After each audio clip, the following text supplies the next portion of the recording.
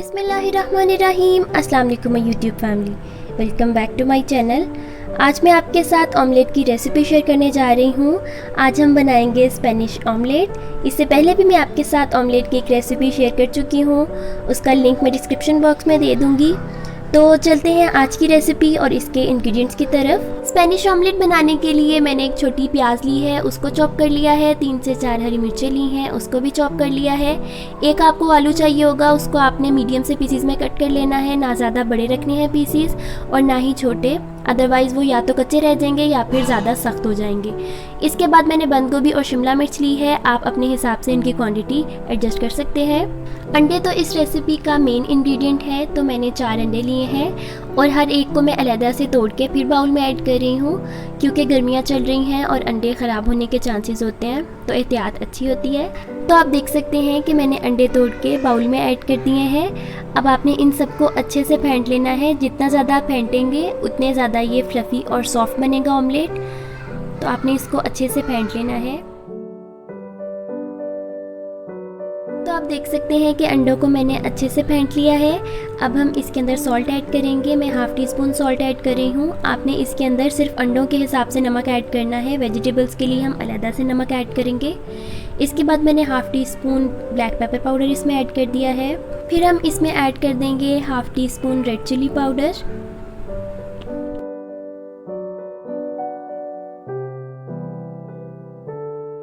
और आखिर में हम इसमें ऐड करेंगे रेड चिली फ्लेक्स, यानी कि कुटी हुई लाल मिर्च। ये भी मैंने हाफ़ टी स्पून ऐड की है। और अब हम इन सारी चीज़ों को अच्छे से मिक्स कर लेंगे।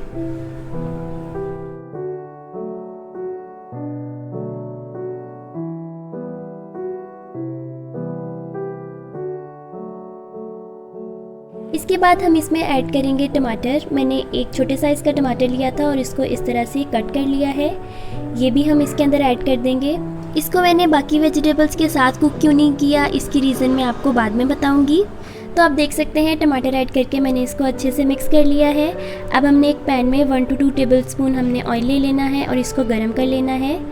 फिर हम इसके अंदर ऐड कर देंगे जो हमने आलू चॉप करके रखे हुए थे।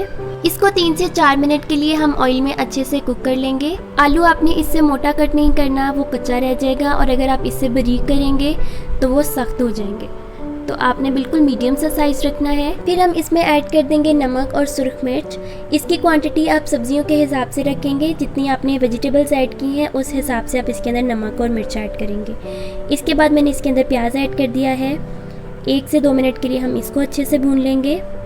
इसके बाद मैंने इसमें हरी मिर्चें ऐड कर दी हैं और बिल्कुल आखिर में हम इसके अंदर शिमला मिर्च और बंद गोभी ऐड कर देंगे। 1 से ज़्यादा मिनट के लिए उनको नहीं पकाना, उनके कलर्स ख़राब हो जाएंगे।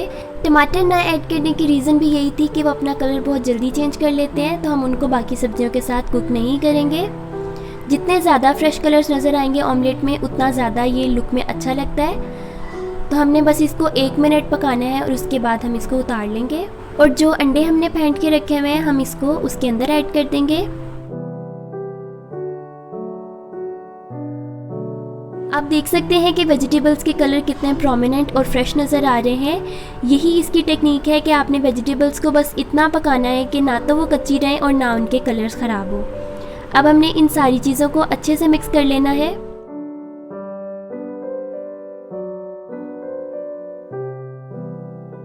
इसके बाद हमने एक पैन में थोड़ा सा ऑयल ले लेना है और उसको बस मीडियम सा गर्म करना है, ना ज़्यादा गर्म हो और ना बिल्कुल ठंडा हो, अदरवाइज़ अंडा नीचे चिपक जाएगा।